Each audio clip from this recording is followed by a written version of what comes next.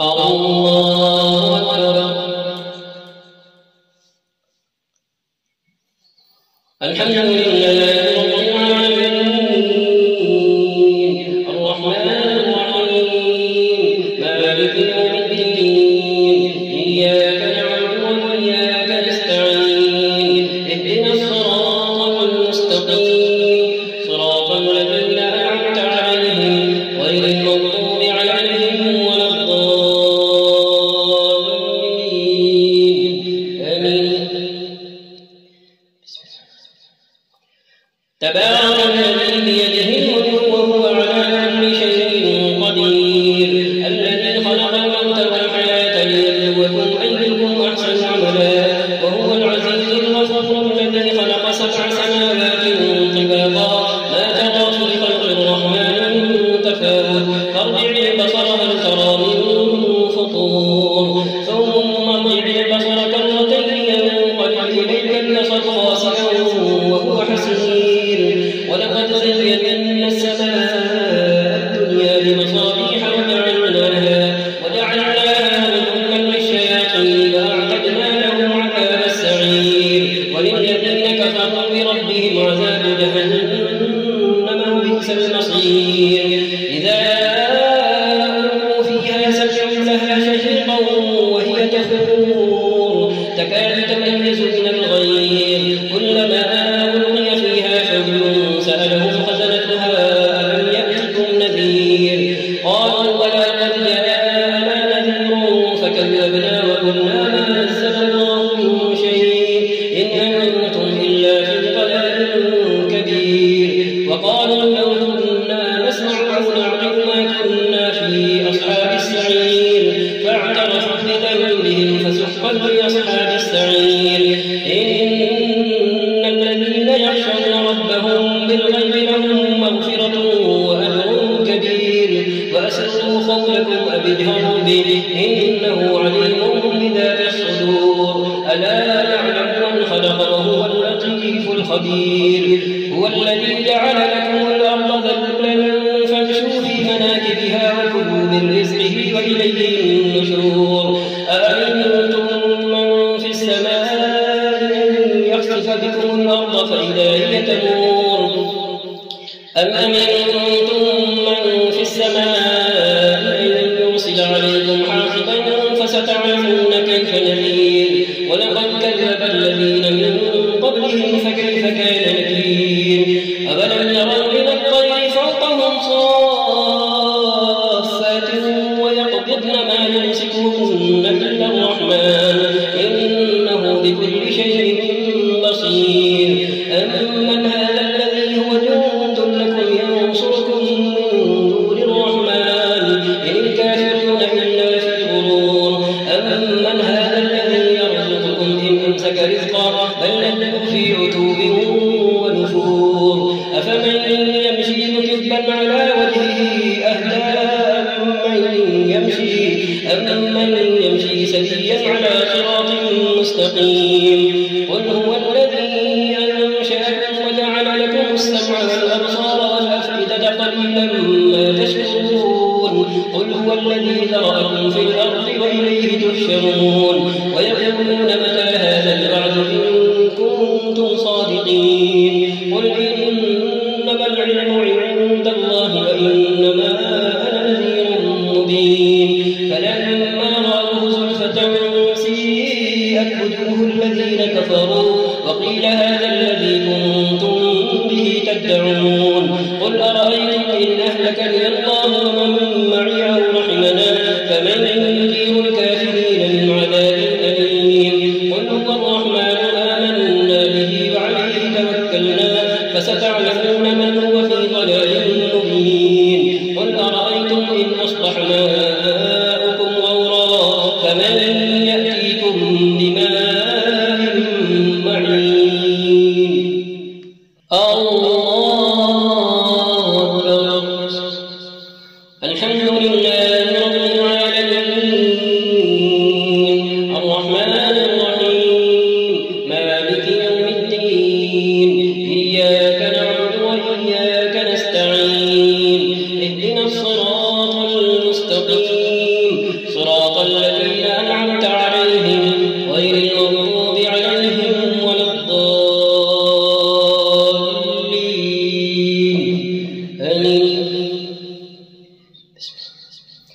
نون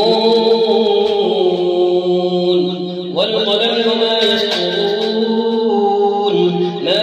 أنت بنعمة ربك بمجنون وإن لك لأجرا غير ممنون وإنك لعلى خلق عظيم فستبصر ويبصرون بأيديكم المفتون إن ربك هو أعلم بمن ضل عن سبيله وهو أعلم بالمهتدين فلا تطع المكذبين ودوا لو تدهن فيدهنون ولا تطع كل حلاف مهين هماز مشاء بنميم مناع للخير معتد أثيم عتل بعد ذلك زنيم أن كان ذا مال وبنين إذا تتلى عليه آياتنا قال أساطير الأولين سنسمه على الخرطوم إنا بلوناهم كما بلونا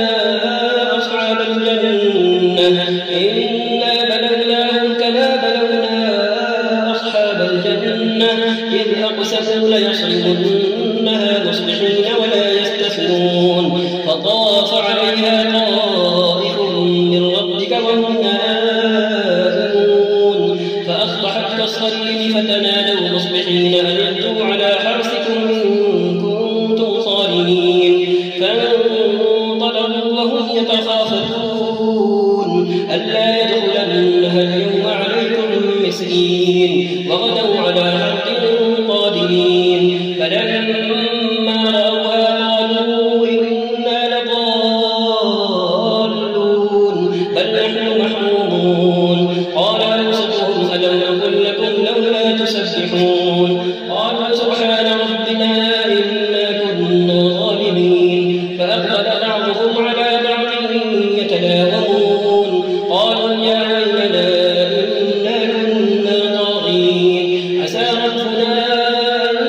يبدلنا خيرا منها إنا إلى ربنا راغبون كذلك العذاب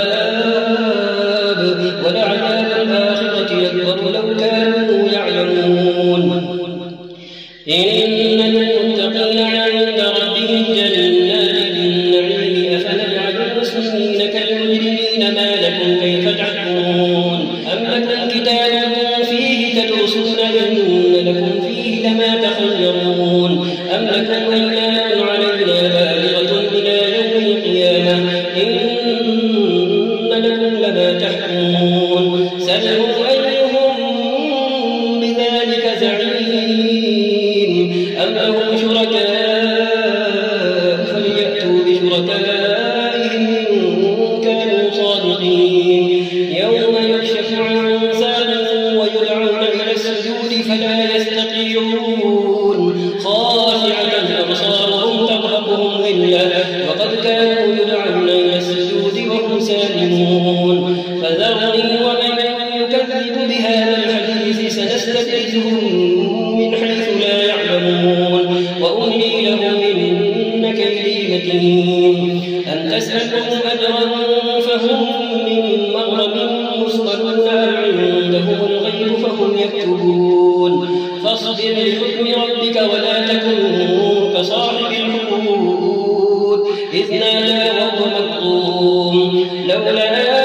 أن تداركه نعمة من ربه لنبذ بالعراء وهو مذموم فاجتباه ربه فجعله من الصالحين وإن يكاد الذين كفروا ليزلقونك بأبصارهم لما سمعوا الذكر ويقولون إنه لمجنون وما هو إلا ذكر للعالمين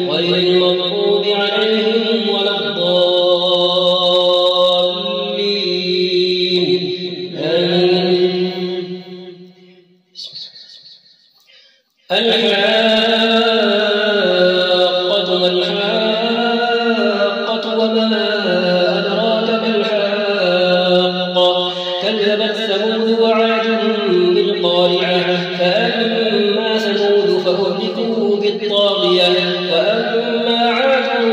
فأهلكوا بريح صرصر عاتية سخرها عليهم 7 ليال و8 أيام حسوما فترى القوم فيها صرعى كأنهم أعجاز نخل خاوية فهل ترى لهم من باقية. وجاء فرعون ومن قبله والمؤتفكات بالخاطئة فعصوا رسول ربهم فأخذهم أخذة رابية. إنا لما طغى الماء حملناكم في الجارية لنجعلها لكم تذكرة وتعيها أذن واعية. فإذا نفخ في الصور نفخة واحدة وحملت الأرض والجبال فدكتا دكة واحدة فيومئذ وقعت الواقعة وانشقت السماء فهي يومئذ واهية والملك على أرجائها ويحمل عرش ربك فوقهم يومئذ 8 يومئذ تعرضون لا تخفى منكم خافية. فأما من أوتي كتابه بيمينه فيقول هاؤم اقرءوا كتابيه إني ظننت أني ملاق حسابيه فهو في عيشة راضية في جنة عالية قطوفها دانية كلوا واشربوا هنيئا بما أسلفتم في الأيام الخالية. وأما من أوتي كتابه بشماله فيقول يا ليتني لم أوت كتابيه ولم أدر ما حسابيه يا ليتها كانت القاضية ما أغنى عني ماليه هلك عني سلطانيه خذوه فغلوه ثم الجحيم صلوه ثم في سلسلة ذرعها 70 ذراعا فاسلكوه إنه كان لا يؤمن بالله العظيم ولا يحض على طعام المسكين فليس له اليوم هاهنا حميم ولا طعام إلا المسكين لا يأكله إلا الخاطئون. فلا أقسم بما تبصرون وما لا تبصرون إنه لقول رسول كريم وما هو بقول شاعر قليلا ما تؤمنون ولا بقول كاهن قليلا ما تذكرون. تنزيل من رب العالمين. ولو تقول علينا بعض الأقاويل لأخذنا منه باليمين ثم لقطعنا منه الوتين فما منكم من أحد عنه حاجزين. وإنه لتذكرة للمتقين وإنا لنعلم أن منكم مكذبين وإنه لحسرة على الكافرين وإنه لحق اليقين فسبح باسم ربك العظيم. سأل سائل بعذاب واقع للكافرين ليس له دافع من الله ذي المعارج تعرج الملائكة والروح إليه في يوم كان مقداره 50,000 سنة فاصبر صبرا جميلا إنهم يرونه بعيدا ونراه قريبا. يوم تكون السماء كالمهل وتكون الجبال كالعهن ولا يسأل حميم حميما يبصرونهم يود المجرم لو يفتدي من عذاب يومئذ ببنيه وصاحبته وأخيه وفصيلته التي تؤويه ومن في الأرض جميعا ثم ينجيه كلا إنها لظى نزاعة للشوى تدعو من أدبر وتولى وجمع فأوعى إن الإنسان خلق هلوعا إذا مسه الشر جزوعا وإذا مسه الخير منوعا إلا المصلين الذين هم على صلاتهم دائمون والذين في أموالهم حق معلوم للسائل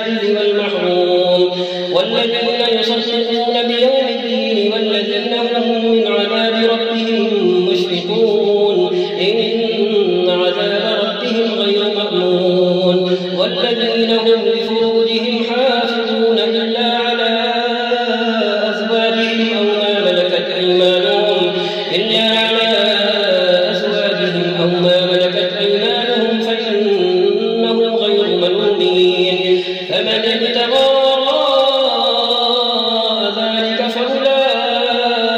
هم العادون والذين هم لأماناتهم وعهدهم راعون والذين هم بشهاداتهم قائمون والذين هم على صلاتهم يحافظون أولئك في جنات مكرمون فما للذين كفروا قبلك مهطعين عن اليمين وعن الشمال عزين أيطمع كل امرئ منهم أن يدخل جنة نعيم كلا إنا خلقناهم مما يعلمون فلا أقسم برب المشارق والمغارب إنا لقادرون على أن نبدل خيرا منهم وما نحن بمسبوقين فذرهم يخوضوا ويلعبوا حتى يلاقوا يومهم الذي يوعدون يوم يخرجون من الأجداث سراعا كأنهم إلى نصب يوفضون خاشعة أبصارهم ترهقهم ذلة ذلك اليوم الذي كانوا يوعدون الله أكبر الحمد لله رب العالمين الرحمن الرحيم مالك يوم الدين إياك نعبد وإياك نستعين اهدنا الصراط المستقيم صراط الذين أنعمت عليهم غير المغضوب عليهم ولا الضالين آمين إنا أرسلنا نوحا إلى قومه أن أنذر قومك من قبل أن يأتيهم عذاب أليم قال يا قوم إني لكم نذير مبين أن اعبدوا الله واتقوه وأطيعون يغفر لكم من ذنوبكم ويؤخركم إلى أجل مسمى إن أجل الله إذا جاء لا يؤخر لو كنتم تعلمون قال رب إني دعوت قومي ليلا ونهارا فلم يزدهم دعائي إلا فرارا وإني كلما دعوتهم لتغفر لهم جعلوا أصابعهم في آذانهم واستغشوا ثيابهم وأصروا واستكبروا استكبارا ثم إني دعوتهم جهارا ثم إني أعلنت لهم فأسررت لهم إسرارا فقلت استغفروا ربكم إنه كان غفارا يرسل السماء عليكم مدرارا ويمددكم بأموال وبنين ويجعل لكم جنات ويجعل لكم أنهارا ما لكم لا ترجون لله وقارا وقد خلقكم أطوارا ألم تروا كيف خلق الله 7 سماوات طباقا وجعل القمر فيهن نورا وجعل الشمس سراجا والله أنبتكم من الأرض نباتا ثم يعيدكم فيها ويخرجكم إخراجا والله جعل لكم الأرض بساطا لتسلكوا منها سبلا فجاجا قال نوح رب إنهم عصوني واتبعوا من لم يزده ماله وولده إلا خسارا ومكروا مكرا كبارا وقالوا لا تذرن آلهتكم ولا تذرن ودا ولا سواعا ولا يغوث ويعوق ونسرا وقد أضلوا كثيرا ولا تزد الظالمين إلا ضلالا مما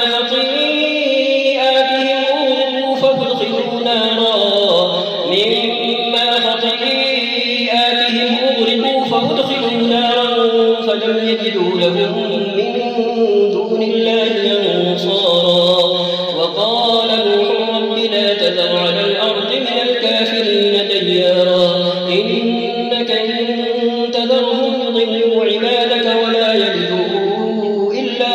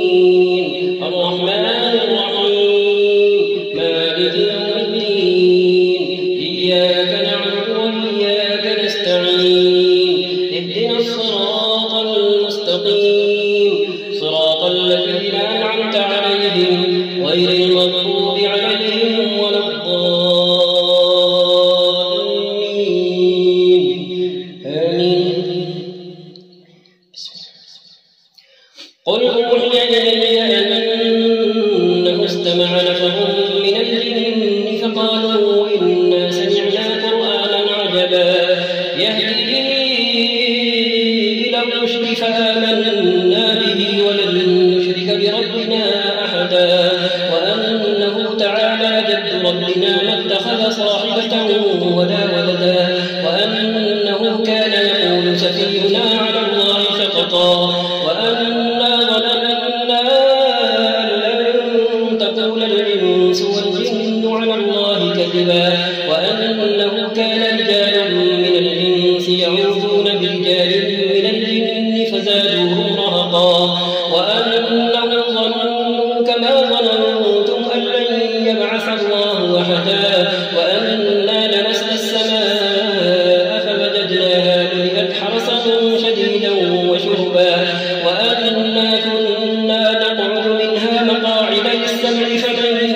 يستمع الآن يجد له شهابا رصدا وأنا لا ندري أشر أريد بمن في الأرض أم أراد بهم ربهم رشدا وأنا منا الصالحون ومنا دون ذلك كنا طرائق قددا وأنا ظننا أن لن نعجز الله في الأرض ولن نعجزه هربا وأنا لما سمعنا الهدى آمنا به فمن يؤمن بربه فلا يخاف بخسا ولا رهقا وأنا منا المسلمون ومنا القاسطون فمن أسلم فأولئك تحروا رشدا وأما القاسطون فكانوا بجهنم حطبا وأن لم استقاموا على الطريقة لأسقيناهم ماء غدقا لنفتنهم فيه ومن يعرض عن ذكر ربه يسلكه عذابا صعدا وأن المساجد لله فلا تدعوا مع الله أحدا وأنه لما قام عبد الله يدعوه كانوا يكفرون عليه لبدا قل إنما أدعو ربي ولا أشرك به أحدا قل إنما أدعو ربي ولا أشرك به أحدا قل إني لا أملك لكم ضرا ولا رشدا قل إني لن يجيرني من الله أحد ولن أجد من دونه ملتحدا إلا بلاغا من الله ورسالاته ومن يعص الله ورسوله فإن له نار جهنم خالدين فيها أبدا حتى إذا رأوا ما يوعدون فسيعلمون من أضعف ناصرا وأقل عددا قل إن أدري أقريب ما توعدون أم يجعل له ربي أمدا عالم الغيب فلا يظهر على غيبه أحدا إلا من ارتضى من رسول فإنه يسلك من بين يديه ومن خلفه رصدا ليعلم أن قد أبلغوا رسالات ربهم وأحاط بما لديهم وأحصى كل شيء عددا يا أيها المزمل قم الليل إلا قليلا نصفه أو انقص منه قليلا أو زد عليه ورتل القرآن ترتيلا إنا سنلقي عليك قولا ثقيلا إن ناشئة الليل هي أشد وطئا وأقوم قيلا إن لك في النهار سبحا طويلا واذكر اسم ربك وتبتل إليه تبتيلا رب المشرق والمغرب لا إله إلا هو فاتخذه وكيلا واصبر على ما يقولون واهجرهم هجرا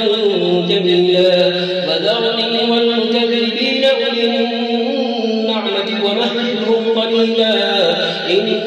لدينا أنكالا ونحيما وطعاما ذا غصة وعذابا أليما يوم ترجف الأرض والجبال وكانت الجبال كثيبا مهيلا إنا أرسلنا إليكم رسولا شاهدا عليكم كما أرسلنا إلى فرعون رسولا فعصى فرعون الرسول فأخذناه أخذا وبيلا فكيف تتقون إن كفرتم يوما يجعل الولدان شيبا السماء منفطر به كان وعده مفعولا إن هذه تذكرة فمن شاء اتخذ إلى ربه سبيلا إن ربك يعلم أنك تقوم أدنى من ثلثي الليل ونصفه وثلثه وطائفة من الذين معك والله يقدر الليل والنهار علم أن لن تحصوه فتاب عليكم فاقرؤوا ما تيسر من القرآن علم أن سيكون منكم مرضى وآخرون يضربون في الأرض يبتغون من فضل الله وآخرون يقاتلون في سبيل الله فاقرؤوا ما تيسر منه وأقيموا الصلاة وآتوا الزكاة وأقرضوا الله قرضا حسنا وما تقدموا لأنفسكم من خير تجدوه عند الله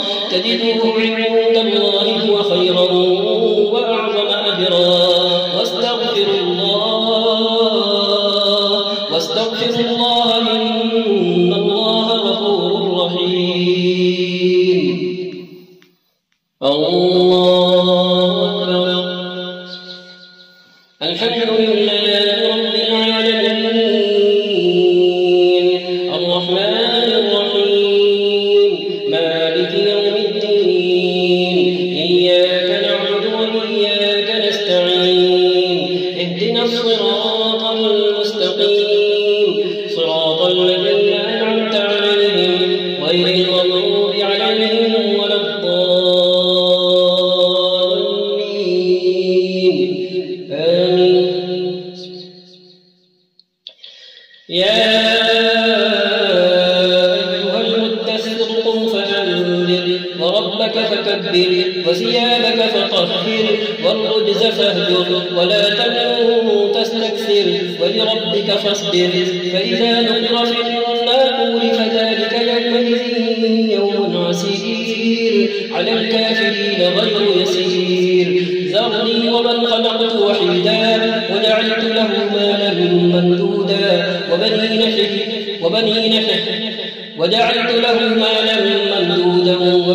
شهودا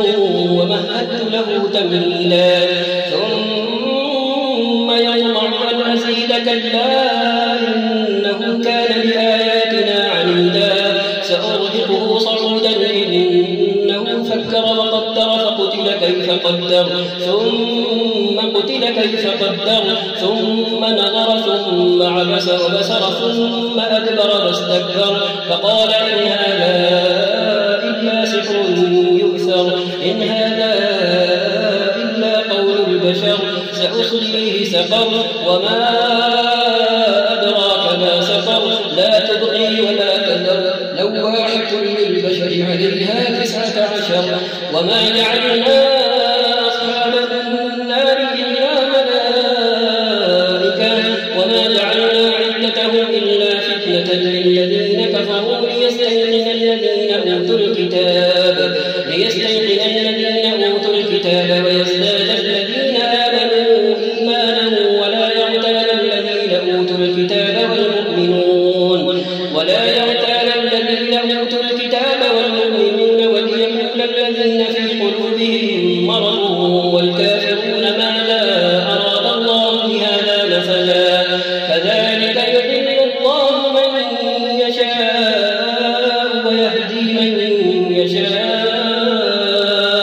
وما يعلم جنود ربك إلا هو وما هي إلا ذكرى للبشر. كلا والقمر والليل إذ أدبر والصبح إذا أسفر إنها لإحدى الكبر نذيرا للبشر لمن شاء منكم أن يتقدم أو يتأخر كل نفس بما كسبت رهينة إلا أصحاب اليمين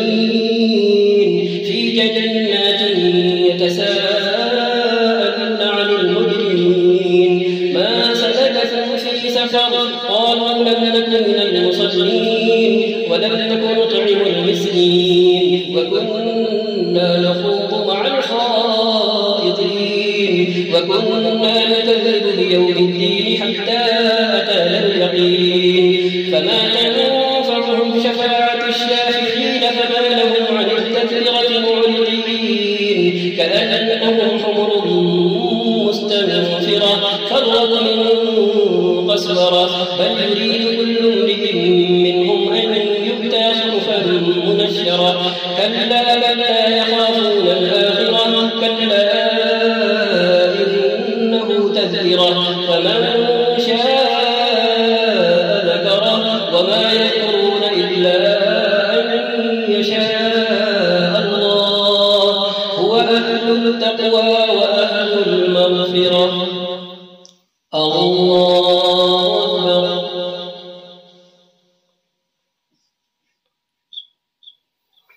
الحمد لله رب العالمين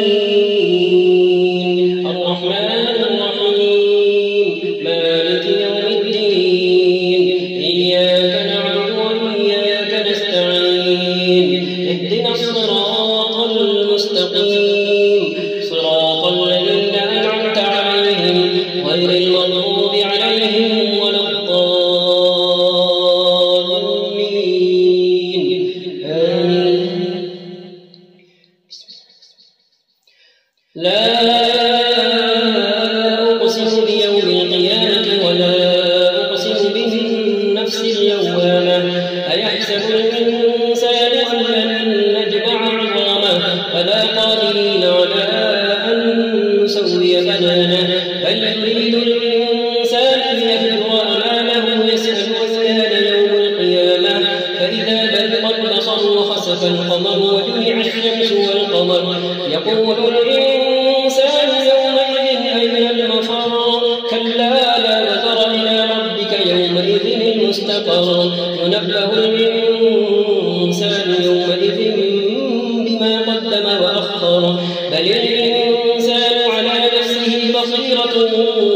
ولو ألقى معاذيره لا تحرك به لسانك لتعجل به إن علينا جمعه وقرآنه فإذا قرأناه فاتبع قرآنه ثم إن علينا بيانه كلا بل تحبون العاجلة وتذرون الآخرة وجوه يومئذ ناظرة إلى ربها ناظرة ووجوه يومئذ باسرة تظن أن يفعل بها فاقرة كلا إذا بلغت التراقي وقيل من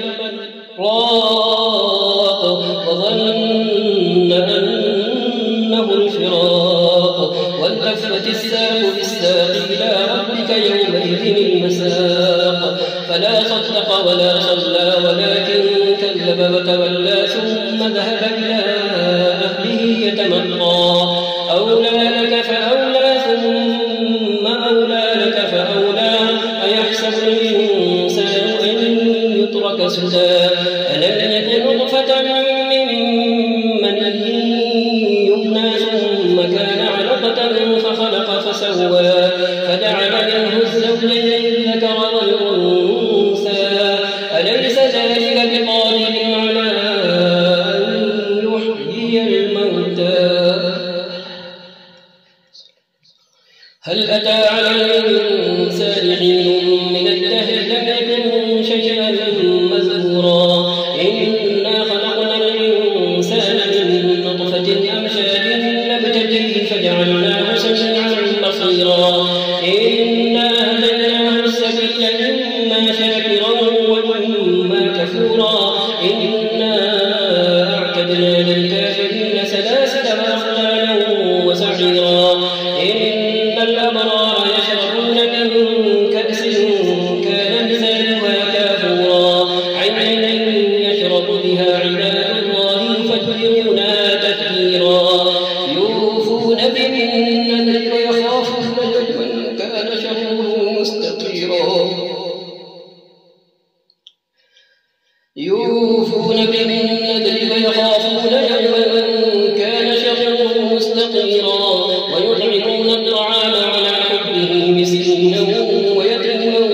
وأسيرا إنما نطعمكم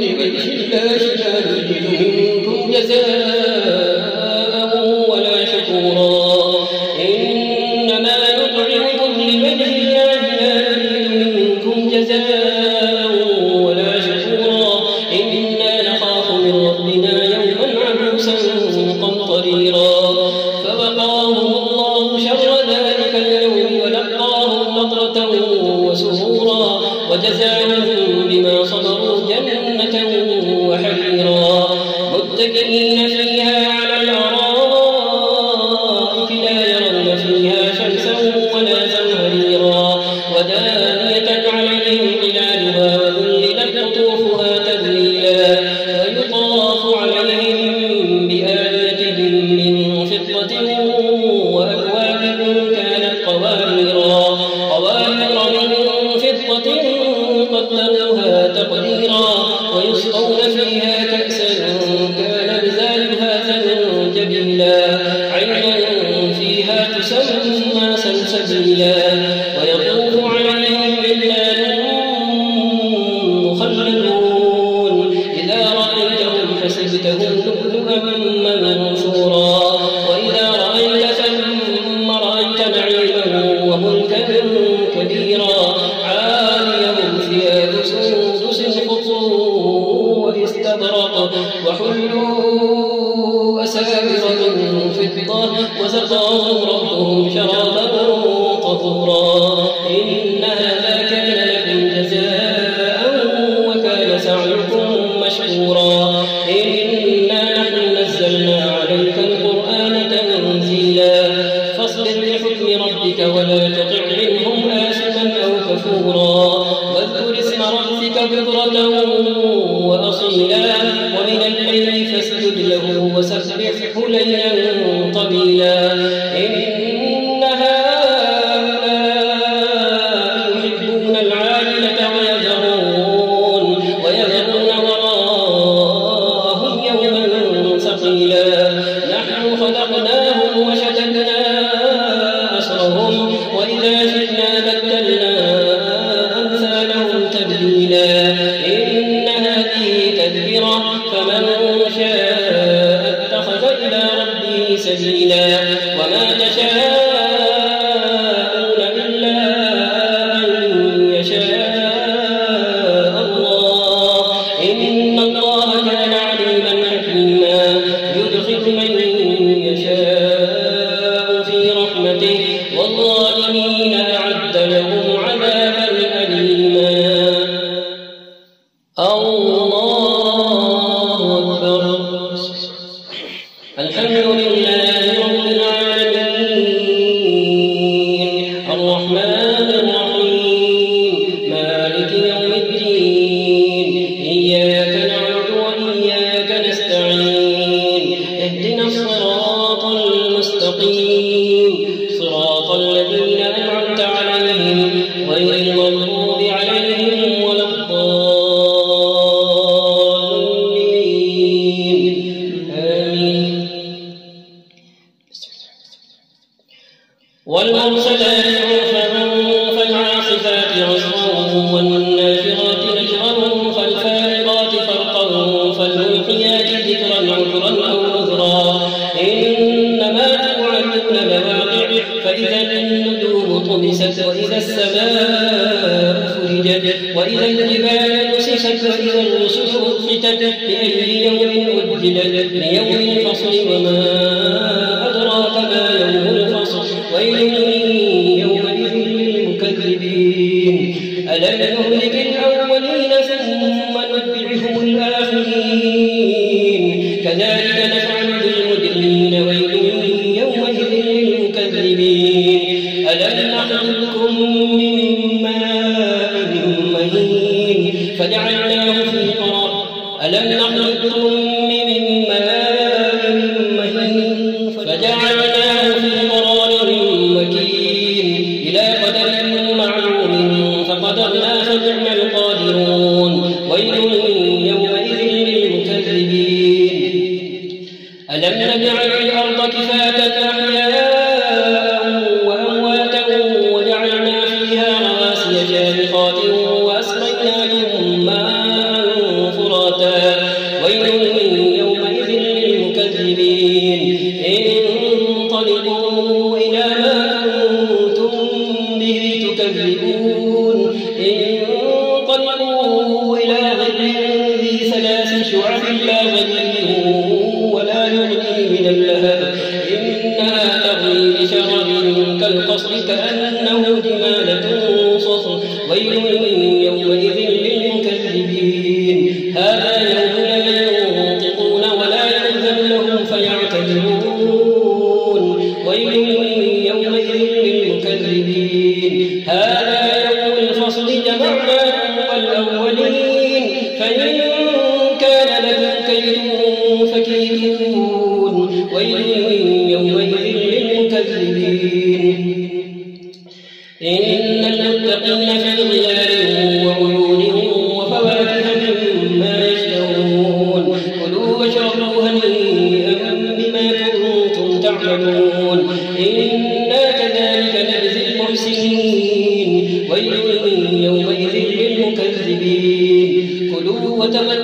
قليلا إنكم مجرمون ويل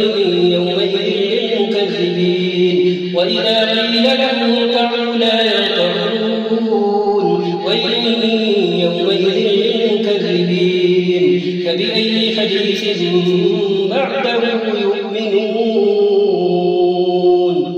الله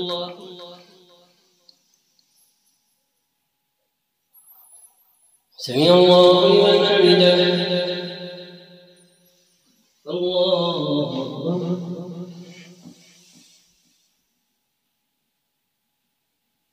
الله أكبر